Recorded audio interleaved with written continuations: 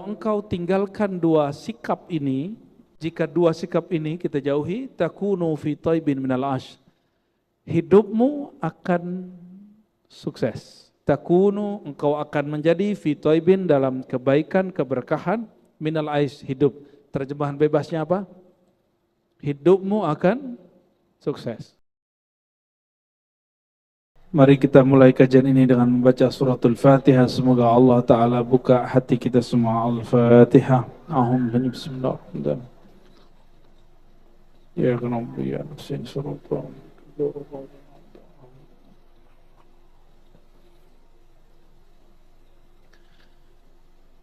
وبالله قال حدثنا أخبرنا أبو عبد الله الحافظ قال حدثنا جعفر بن محمد بن سير قال سمعت أبا العباس بن عطاء. Beliau mengutip kalam seorang ulama salafus saleh bernama Abul Abbas Ibnu Atha. Ini bukan Ibnu Athaillah Sekandari pengarang hikam, Ibnu Atha yang jauh lebih tua, masih salafus saleh. Apa kata beliau? Cara menghadapi takdir, cara menghadapi dunia. Zarut tadbir wal ikhtiyar takunu fi taibin min al-aish. Fa inna at-tadbir wal ikhtiyar yukaddiru 'ala an-nasi 'aishahum. Ingin hidupnya santai tapi sukses gitu. Hidup santai masa depan, cerah, kerja, rajin, sungguh-sungguh, tapi pikirannya santai. Mau begitu? Mau? Nggak mau? Nggak mau ya? Aduh, gawat ini. Maunya apa? Rusak-rusuk. Apa?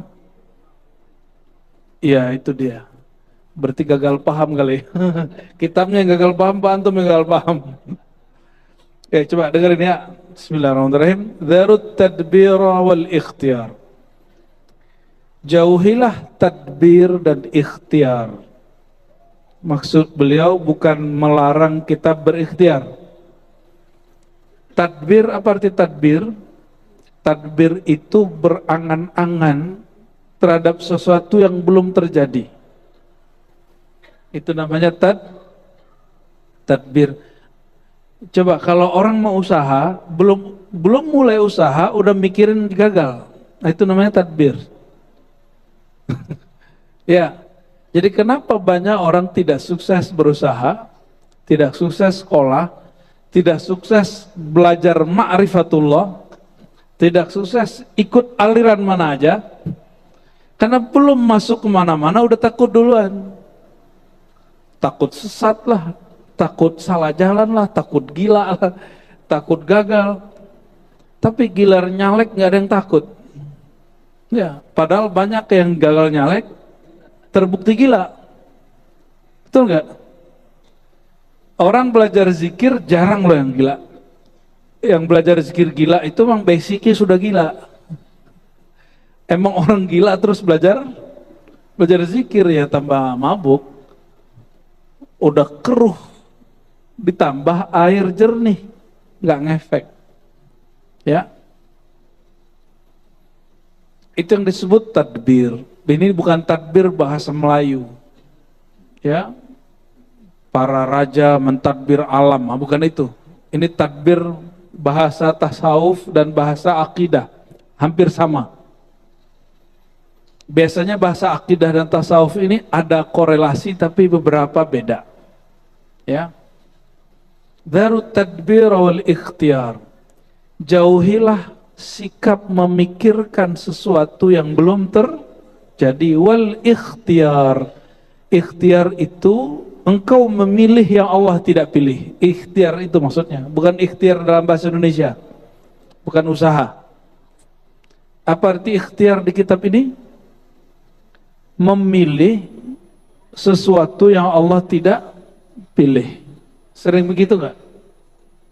Allah menakdirkan kita apa? Sudah terjadi, tapi kita protes, ya Allah kok begini? Nah, indikator kita ini suka tidak memilih yang Allah pilih. Apa yang kita lakukan? Sering ngomong, loh kok begini?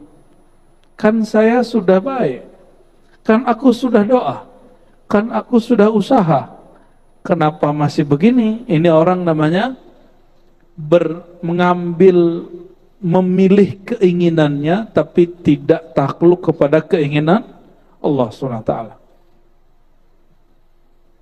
Kalau orang begini bersih, jauh dari takbir ikhtiar, kira-kira orang Islam, orang beriman, mereka akan rajin berdagang nggak? Mereka akan rajin research, ya? Kenapa? Dia nggak takut sesat. Karena research pembahasan itu orang bisa keliru. Orang nggak akan berhenti belajar ilmu kemarifatan. Takunu fi taibin minal ash. Kalau engkau tinggalkan dua sikap ini, pertama takbir, memikirkan sesuatu yang belum terjadi, yang kedua menginginkan yang Allah tidak inginkan, memilih yang Allah tidak pilihkan. Jika dua sikap ini kita jauhi, takunu fi taibin minal ash, hidupmu akan sukses. Takunu, engkau akan menjadi fi taibin, dalam kebaikan, keberkahan, minal aish, hidup. Terjemahan bebasnya apa? Hidupmu akan sukses, ya. Oh, sekarang lagi banyak yang pengen jadi Imam Mahdi. Padahal Allah nggak milih dia.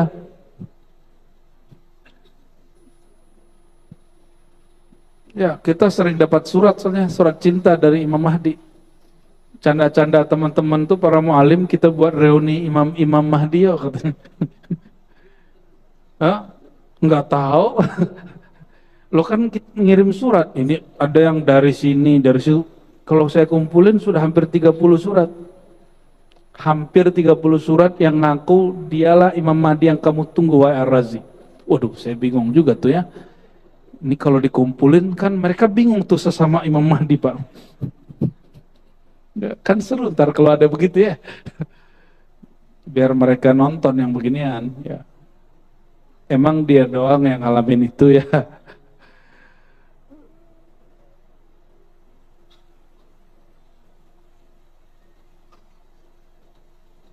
Kapan seorang hamba betul-betul benar-benar menjadi hamba? Orang yang sama ditanya. Su'ilal Abul Abbas Ibnu Atta, ya. Ibnu Atta ini ditanya, posisi apa atau konsep kayak gimana seorang hamba dia menjadi benar-benar hamba? Ini sudah betulan hamba belum nih? Atau baru ngaku-ngaku? Orang ngaku hamba dengan beneran hamba beda nggak? Ya, hamba Allah asli dengan hamba Allah bayangan beda nggak? Beda. Coba kita lihat, hamba Allah yang asli, yang benar-benar hamba, kata beliau, qama maqamal ubudiyah, qala tarkut tadbir. Dia meninggalkan semua sikap berangan-angan, memikirkan sesuatu yang belum terjadi. Ya, nanti kalau begini gimana, gini gimana? Apa bedanya tarkut tadbir dengan belajar ilmu akhir zaman? Beda loh ya. Belajar ilmu akhir zaman semuanya berdasarkan wahyu dan ilham. Kalau tadbir pakai angan, tapi ada juga yang kajian akhir zaman pakai tadbir, pakai angan-angan ada. Ada yang pakai WA juga ada, mau YouTube. Nih kita kasih tahu. Ini sudah akhir zaman. Akhir zaman pengkhabarannya langsung dari Nabi akhir zaman. Siapa beliau? Nabi Muhammad SAW. Berarti wahyu atau wali akhir zaman. Yang mereka dapat isyarat cara memahami hadis-hadis tentang akhir zaman. Nah, dan kita sudah riset dari 2006. Saya sudah mengkaji tentang hadis-hadis akhir zaman, tapi nggak paham-paham. Mengkaji kemudian kajian-kajian ulama-ulama, isyarat-isyarat yang mereka terima tentang akhir zaman, nggak paham-paham sampai terjadi pandemi. ketemu orang aneh-aneh, ketemu kejadian aneh-aneh, dan rohani kita diberi anugerah besar lah oleh Allah SWT. Ya, di situ saya baru kemudian bisa menyusun, oh akhir zaman itu susunannya dari sini, baru paham. Ya, maka susunan itu bukan kita yang bikin, itu memang ada hadisnya begitu, tapi tadinya nggak tahu cara membacanya. Karena kitab-kitab akhir zaman itu mazhabnya juga ada kitab tazkirah, ya, ada juga al-nihayah, tazkirah karya Imam Qurtubi, ada an-nihayah karya Ibnu Katsir, ada yang lebih tua lagi karya Imam Abu Syekh, tapi hadisnya banyak dhaif, ya. Cuma ada hadisnya dhaif, maknanya benar. Mungkin terjadi, namun orang-orang salah memahaminya. Contoh, masih ingat kejadian awal pandemi? Ini pada lupa semua pandemi. Emang memori antum pendek-pendek semua ya. Waktu awal pandemi, orang panik beli beras di mana-mana. Ada yang kemudian nabung emas. Katanya yang bisa dipertahan ke akhir zaman cuma emas. Ya salam. Satu menggantungkan diri kepada beras, satu menggantungkan diri kepada emas. Dia lupa ilmu akhir zaman itu bukan masalah nyelamatin perut, dia nyelamatin kolbu. Ketika diumumkan nanti 15 Ramadan akan terjadi dukhon, semuanya panik. Benar gak? Masih ingat? Hadisnya paling dhaif loh. Walaupun isyarat beberapa aulia Allah itu akan terjadi, tapi bukan karena hadis dhaif itu. Karena hadis dhaif nggak usah dipercaya. Hadis dhaif tidak dapat dipercaya. Hadis dhaif dia hanya boleh dipakai dalam bab motivasi dan amal-amal kecil, amal-amal soleh. Dalam hukum dan akidah tidak boleh dipakai. Ya, ini perhatiin. Maka beliau dikutip dulu ayatnya, lalu hadis-hadisnya, lalu kalam-kalam ulama yang mendukung. Jadi ditaruh kalam ulama itu belakangan oleh Imam Al-Baihaqi, seperti kalam Ibnu Atha Abul Abbas. Jadi jangan sampai antum ngaji akhir zaman yang main angan-angan. Dan ciri-ciri orang ngaji akhir zaman, dia pakai angan-angan, maka dia gelisah, banyak takutnya, banyak cemasnya. Tapi kalau ngaji akhir zamannya pakai rohani, inilah yang disebut Abul Abbas Ibnu Atha. Kalau engkau ingin imanmu benar, hidupmu bahagia, zarut tadbira, tinggalkan mengangan-angankan, memikirkan sesuatu yang belum terjadi. Ya, Dajjal keluar, udah keluar belum? Belum. Emang dia sudah ada, berarti Mahdinya udah ada juga dong. Tapi dia sudah muncul belum? Wallahu a'lam, kan antum nggak tahu, kita juga nggak tahu persis. Secara persisnya ada yang tahu nggak? Oh, kecuali ngirim surat tuh kayaknya udah ada ya. Allahumma shalli ala Muhammad.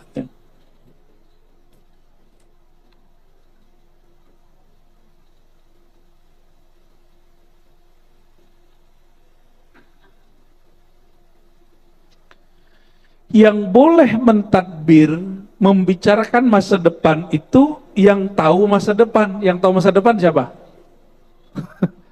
Siapa yang tahu masa depan? Allah. Nabi tahu masa depan?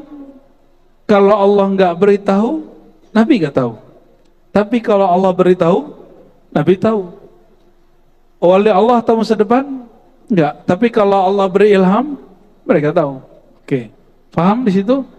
Pada dasarnya tidak ada yang tahu masa depan, waktu depan, kecuali sang waktu itu. Siapa sang waktu itu? Allah Subhanahu wa ta'ala. Ya. Ini yang pernah kami sampaikan. Ya. Kita ini cemas sama anak-anak. Anak-anak cemas sama dirinya. Ya, benar gak? Kita mencemaskan masa depan. Si masa depan tuh cemas gak dengan waktunya? Enggak toh? Itu Terus ngapain cemas? Jadi kebahagiaan itu akan muncul kalau orang rileks. Kalau orang mulai rileks, rileks itu pada batin. Maka belajar akhir zaman mesti dengan rohani, bukan hanya dengan angan-angan. Ya. Bahas Palestina mesti juga dengan rohani, jangan dengan angan-angan dan mengeluh, apalagi meratap-ratap. Saya melihat hari ini, ya Allah, ini rukun imannya sudah mulai rusak. Batal tidak, rusak iya. Gak boleh lah Pak ngomong gini. Ini yang orang-orang di Gaza seharusnya mereka tidur, sekarang mereka dibom. Seharusnya anak-anak mereka bermain, sekarang mereka tidak bisa bermain. Itu namanya meratap. Itu namanya meratap. Apalagi antum eksploitasi foto-foto mereka berdarah. Dalam ilmu filantropi keislaman modern itu tidak boleh. Berita-berita itu sudah cukup. Kalau kita mau donasi, buat bikin donasi, bikin aja. Saya mendukung kok. Ya. Tapi jangan jual kependeritaan orang. Karena pasti antum dapat berapa tuh? 1/8 toh? 1/8 tuh gede loh Pak. Orang yang ngumpulin itu, kalau dia ngikutin sistem, itu ada jatahnya. Tapi kalau dia nggak ngikutin sistem, dia main ambil-ambil sembarangan. Ya, ada ilmunya itu. Ya, kita juga lama di dunia filantropi, di lembaga zakat yang sahih saya juga ikut lah. Ya, kita mengerti lah ini kemana perginya. Kita pernah kirim kemana nggak nyampe, ada yang nyampe, ada yang nggak nyampe sini geser ke sini, ngerti lah kita itu.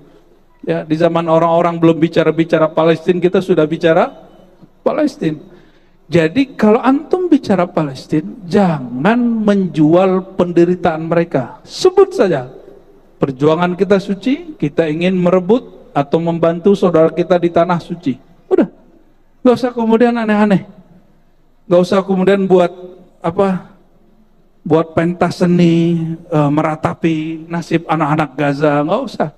Itu menolak takdir. Itu menolak takdir. Sampaikan kepada semua orang yang katanya ingin memperjuangkan Palestina, Gaza, Sudan, semuanya. Ya, Imam Nawawi Al-Bantani, Syekh Nawawi Al-Bantani dalam kitabnya menyebutkan itu. Ya, ketika ada orang meratapi, seharusnya mereka hari ini tertidur, tapi mereka tidak bisa tidur. Harusnya mereka hari ini bisa sekolah, mereka tidak bisa sekolah. Itu dikatakan dan ditegur dan dinukil oleh Syekh Nawawi Al-Bantani dalam kitab Aqidah, pertanda engkau tidak beriman kepada takdir. Ya, saya mau tanya, kejadian di Sudan hari ini, di Yaman hari ini, di Iran hari ini, di Gaza, semua wilayah, itu izin Allah atau bukan? Izin Allah. Karena itu izin Allah, berarti kehendak Allah. Jangan meratap. Sepakat? Jadi antum buat donasi di sini kita dukung 100%, kalau perlu 1000% kita dukung. Ya, tapi jangan meratap, jangan jual penderitaan orang. Ya. Jadi nanti Bapak nih kalau mungkin di sini ada pengumpulan zakat. Ya, nggak usah kemudian tampilin bahwa orang yang akan ditasarrufkan zakat kepadanya, disampaikan zakat kepadanya itu orang-orang yang buntung-buntung gitu ya. Kepalanya pecah-pecah, nggak usah ditampilin. Sebutkan saja ini untuk para duafa, masakin, orang-orang yang sakit, orang-orang gitu aja. Ya, sebutkan data-datanya. Itu cukup. Ya, waktu dulu kami mencoba mengeksploitasi itu, ditegur oleh guru-guru besar kami. Ya, itu nggak boleh. Itu bagian dari meratap. Bagian dari meratap. Meratap haram atau halal? Haram, sepakat?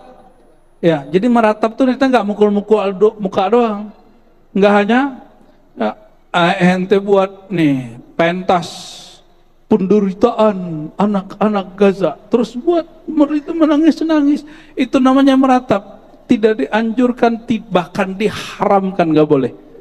Ya, perjuangan kita jadi tidak suci lagi. Perjuangan kita berarti dengan emosi, bukan dengan rohani. Beda toh?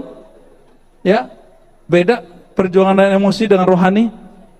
Ya, antum kan mau nyoblos pemilih baru nih, apa? Gubernur, jangan pakai emosi, pakai rohani. Maka Nabi SAW mengatakan, jika hamma ahadukum, kalau kamu ada masalah, sholat 2 rakaat. Sholat itu kepala di bawah, bukan di atas.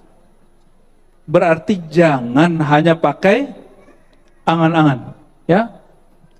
Kok jadi kemana-mana ya? Ya, tapi emang begini. Karena banyak orang hari ini gelisah setiap kali baca dengar berita tentang Sudan, Gaza, Yaman. Ini apa nih? Ini bagaimana nih? Kok Islam begini ya? Gitu. Belum lagi debat nasab. Ya. Oh, lucu-lucu. Ada yang putus asa dengan semua debat nasab. Apa kata mereka? Kami sudah capek dengan debat semua ustadz. Kapan ustadz ini bikin mobil? Astagfirullah. Ini orang salah pertanyaan. Kalau dia nanya bikin mobil, jangan ke ustadz. Ustadz itu guru orang yang bikin mobil. Kalau mobilnya nanti gak diproduksi, biar gak stres gitu ya. Allahumma sholli ala sayyidina Muhammad. Siap untuk tidak memikirkan yang belum terjadi, mempersiapkan yang belum terjadi boleh. Ayatnya jelas, ya. Wal tanzur nafsum ma qaddamat lighat. Maka seseorang bersiaplah terhadap apa yang terjadi besok. Apa persiapannya? Kalau zahir, zahir, batin, batin. Kalau masa depan, Allah suruh kita persiapkan dengan batin. Kalau urusan makan ya kita nabung. Maka Nabi itu, Bapak Ibu, jangan dikira Nabi nggak nabung ya. Nabi itu menabung gandum untuk setahun beliau, keluarganya dan 9 istrinya. Tapi baru setengah, mungkin belum nyampe setengah tahun, 3 bulan sudah habis. Kenapa? Bagi-bagi. Setiap orang datang Nabi bagi, seorang datang Nabi bagi. Ada yang begitu gak? Dan Nabi gak pernah pikirin. Itu yang disebut beliau itu ar-rih al-mursalah. Beliau itu seperti angin yang bebas, masuk pergi begitu aja. Ada yang rezekinya begitu nggak? Masuk pergi. Ada yang rezekinya begitu? Itu bukan orang miskin, itu orang paling kaya se-alam semesta. Menurut antum yang lebih kaya Nabi Muhammad atau Nabi Sulaiman? Mana yang lebih kaya? Udah bener ini ngajinya udah. Ya.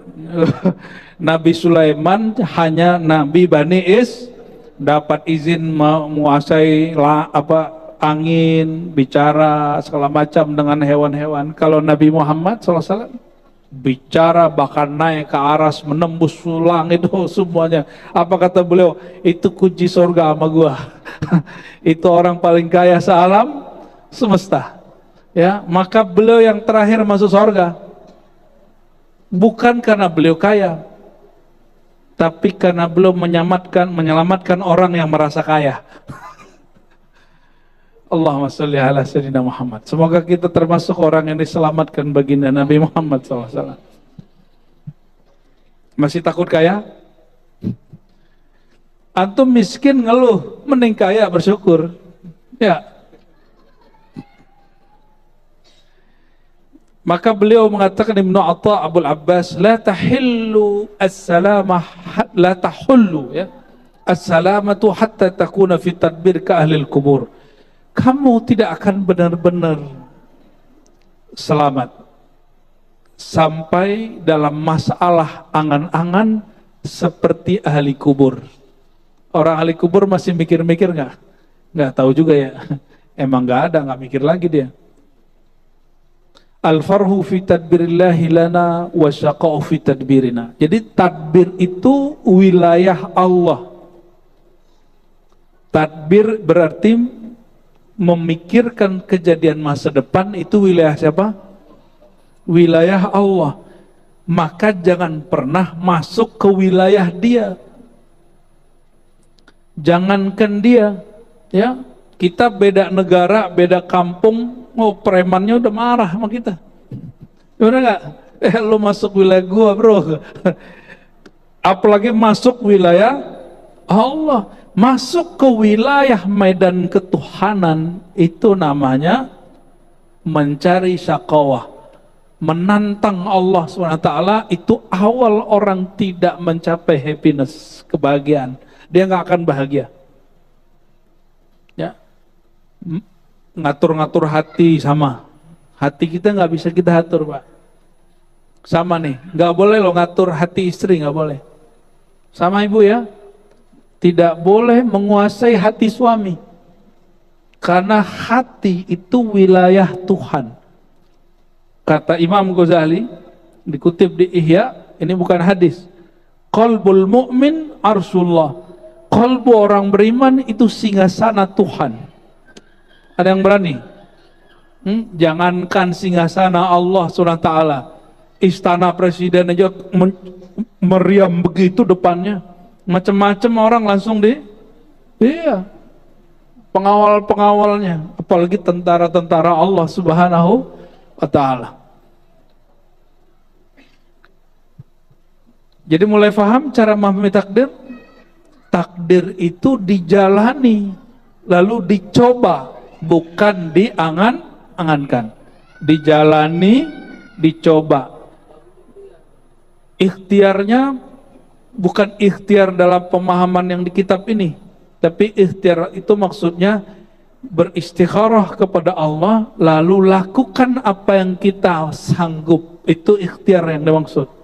Bukan kemudian memilih yang Allah tidak pilih. Itu lain. Ada yang tahu takdirnya enggak? Ada yang tahu takdir kekayaannya? Boleh jadi kita punya takdir 10, tapi kita ngambil cuma 3. Benar nggak? Kalau antum kemudian berbaik sangka kepada Allah, siapa tahu Allah upgrade menjadi 5, menjadi 7. Dan itu hanya dengan cara apa? Lakukan apa yang kita bisa semampunya dan semaksimalnya. Jangan berlindung dengan takdir padahal malas. Ada yang begitu? Ya, padahal males, tapi dia berlindung lewat sepertinya sudah takdir aneh-aneh hidup begini. Allahumma shalli ala sayyidina Muhammad. Lalu ada imam salafus soleh bernama Sahal, ya. Apa kata beliau? Al-balwa minallah ala wijhain. Bala itu tidak hanya buruk. Bala itu ada 2. Ada bala rahmat, ada bala uqubah. Uqubah akibat buruk. Jadi akibat itu bukan bahasa Indonesia lah ya. Kita ini banyak utang sama bahasa Quran. Rahmat bahasa mana? Bahasa Quran juga. Ya, sekarang jadi nama orang ya. Bala, jadi bala itu artinya sesuatu yang sampai kepada kita, kejadian yang sampai kepada kita disebut dengan bala. Apa kata beliau? Ada bala rahmat, ada bala uqubah.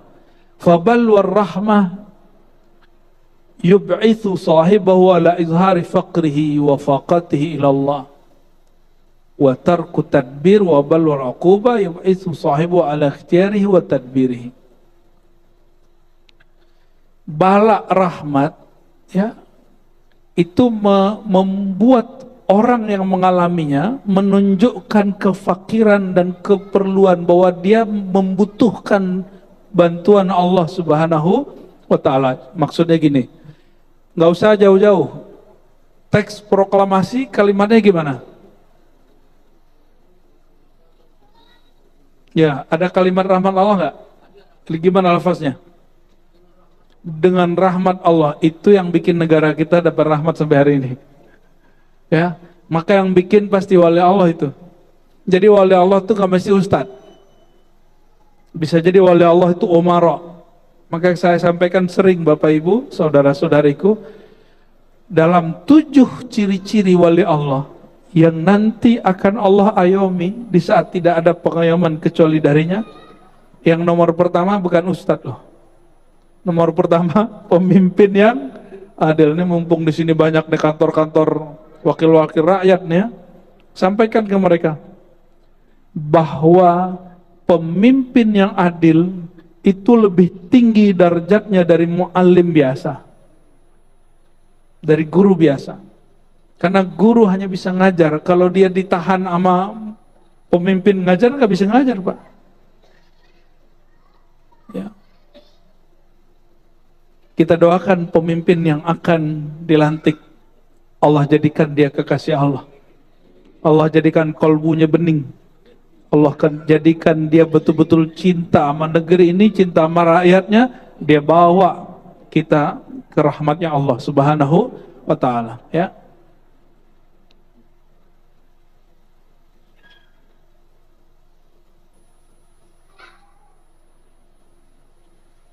Ada Imam Syaqiq Al-Balkhi. Syaqiq Al-Balkhi ini dinukil di sini pernah memberi wasiat kepada murid-muridnya, ya fakir, wahai muridku. Dulu santri itu dipanggil fakir, Pak. Maka sekarang menjadi istilah dalam ceramah para ustadz, al-fakir, gitu kan?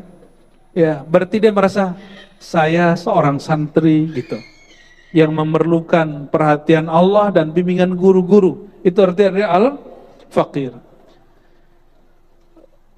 Wahai fakir, wahai para murid, la tashtagil wa la tut'ib fi talabil ghina. Jangan terlalu berangan-angan mencari kekayaan. Kerja aja. Tapi jangan pakai angan, pakai perencanaan boleh, angan nggak boleh. Apa beda rencana sama angan-angan? Rencana itu planningnya ada. Planning 1, planning 2, planning 3 gitu. Dan orang yang terarah. Kalau angan-angan, acak. Ya, udah merasa sukses sebelum waktunya, itu angan-angan. Atau sudah merasa gagal sebelum terjadi, itu juga angan-angan.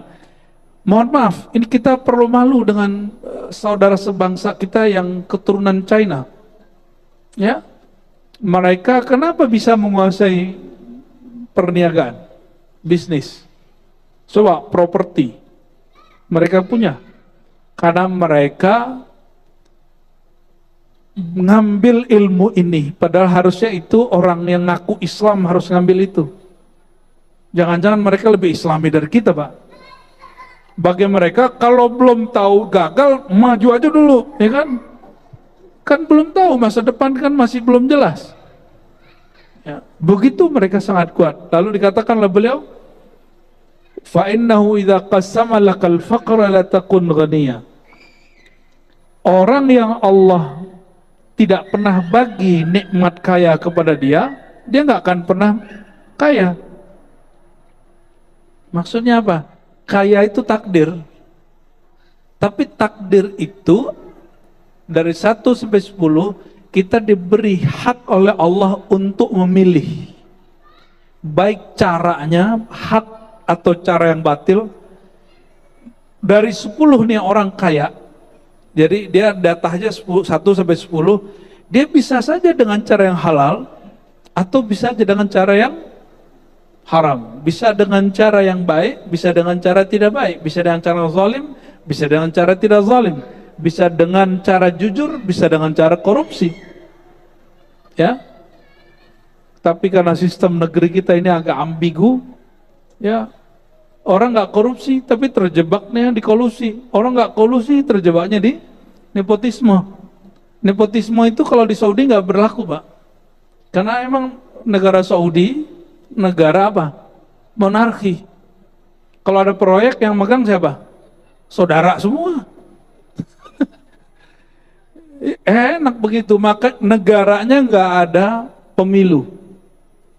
Nggak pemilu itu Bapak Ibu, seandainya Indonesia nggak ada pemilu, kita sudah jadi negara, salah satu negara kaya di dunia. Habis duit kita untuk pemilu. Coba tanya sama DPR, tanya sama Menteri Keuangan, berapa habis dana pemilu kita setiap 5 tahun. Itu yang tercatat, yang masuk, belum lagi yang personal. Satu orang, jangan DPR, DPRD, berapa Pak dananya? Di Jakarta, berapa dia ngelontorin rata-rata? Ada yang tahu? Gua nyampe MM-an lah. Ya nggak bisa pakai doa Pak. Kecuali temanku di Jawa Tengah ikut partai santri ya, betul masuk dia. Ya saya nggak punya modal ya, tapi karena Kiai yang suruh maju masuk. Ya zero. Ada tuh partai begitu. Tapi kita nggak tahu sampai kapan partai itu akan begitu. Oke. Lalu lawan dari tadbir, lawan dari memilih sesuatu yang tidak dipilih Allah, apa lawannya? Yang kita sudah bahas sebelumnya itu ridha. Ya. Abul Abbas Ibnu Atha, ya, lagi-lagi Imam Salafus Saleh ini dinukil, kata beliau, ar-ridha tarkul khilaf 'ala Allah fima yujrihi al-'abd. Kapan seorang itu disebut ridha? Kalau dia tidak menentang keinginan Allah. Allah maunya kamu begini, terima aja gitu. Tapi jangan kemudian belum ngapa-ngapain udah terima. Itu namanya pemalas. Beda ya. Kapan seseorang tahu usaha dia, kemampuan dia itu batasnya A? Kapan dia tahu?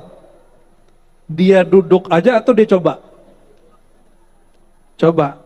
Antum ngomong, kayaknya takdirku begini. Itu setelah mencoba atau sebelum mencoba?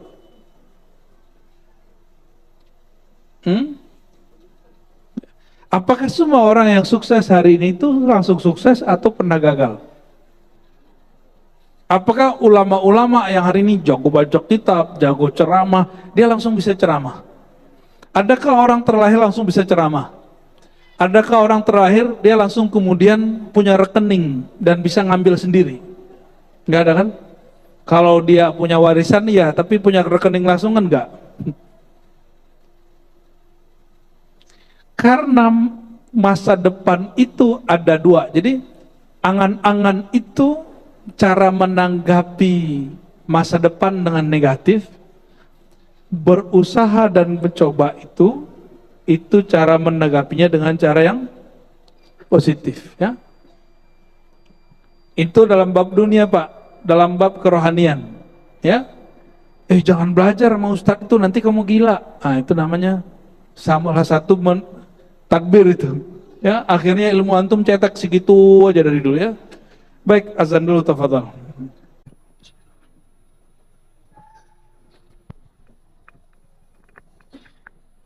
Kita baca beberapa lagi sebelum ada tanda jawab, ya.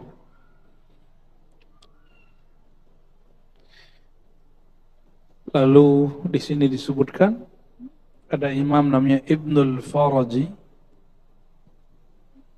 menyebutkan indikator orang sudah ridho. Apa ciri-ciri antum sudah ridho? Sudah ridho belum hari ini? Sudah ridho belum jadi orang Indonesia?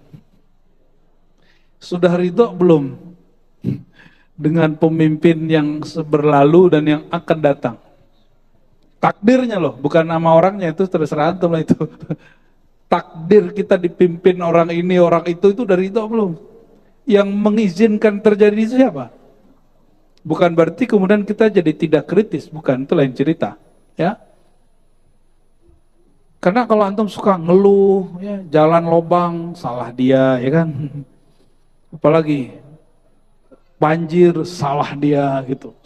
Jadi semuanya yang ada nyari orang untuk dikambing hitamkan. Ya semua salah dia. Astagfirullah. Semua salahmu gitu. Apa kata Imam Ibnul Faraji? Ridha itu indikatornya 3. 1, engkau tidak mempunyai pilihan kecuali yang Allah pilihkan kepadamu. Tarkul ikhtiyar. Yang kedua, sururul qalbi bimurril qada. Hatimu bahagia dengan semua takdir yang terjadi, yang berlalu. Berarti beliau dihajar yang pertama jangan pakai angan-angan masa depan. Kalau yang sudah berlalu, hatinya bahagia. Hari ini takdir yang sudah dialaminya bahagia nggak?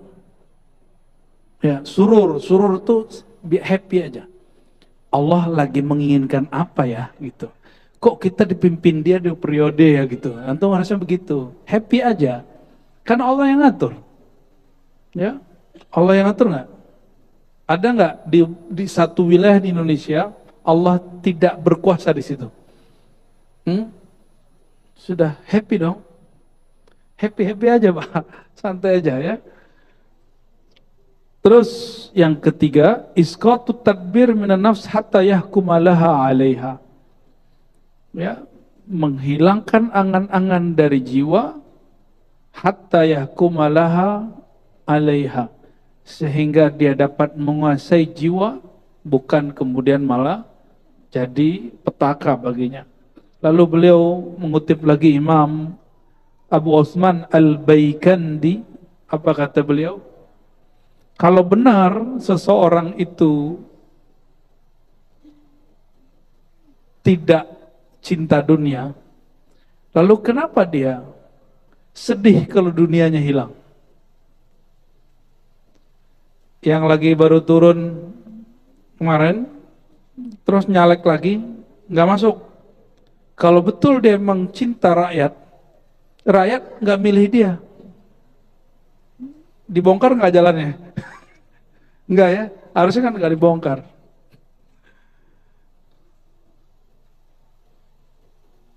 Nah, ini bagian akhir yang kita baca di bab ini, bukan akhir dari kitab ini, tapi bagian akhir yang kita baca di bab ini.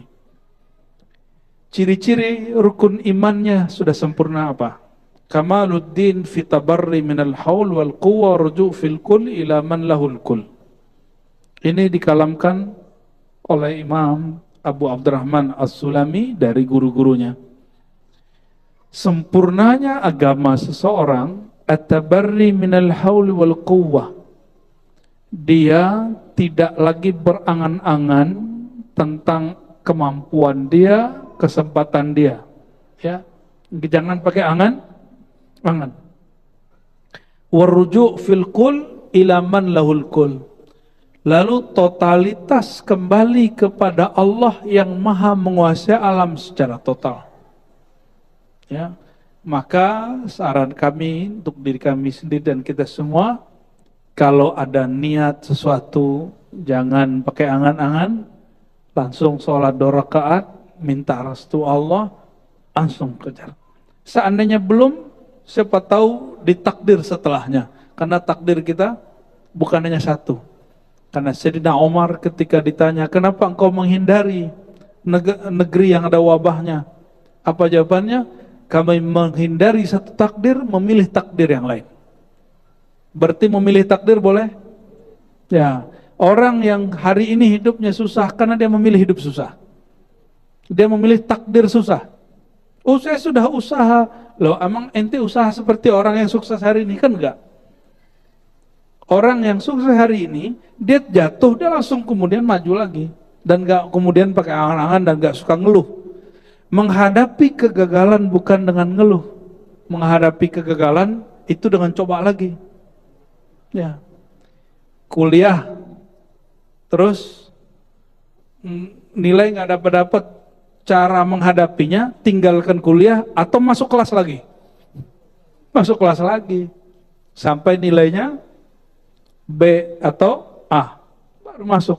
Kira-kira seperti itu ilustrasi ringannya. Semoga Allah Ta'ala berkahi kehadiran kita malam.